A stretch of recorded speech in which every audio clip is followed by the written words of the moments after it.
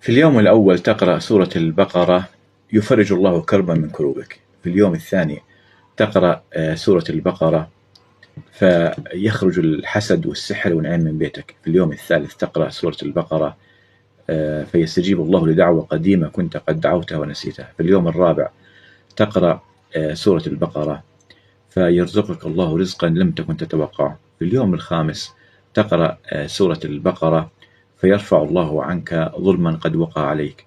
في اليوم السادس تقرأ سورة البقرة ينتهي خلافك مع زوجتك.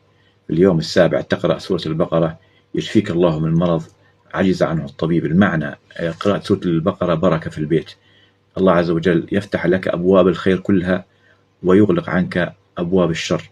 فأرجوكم اقرأ سورة البقرة بشكل يومي، لأنه في كل يوم راح يكون معك خبر طيب بإذن الله وبشارة من الله عز وجل، وجلب للخير ودفع للشر.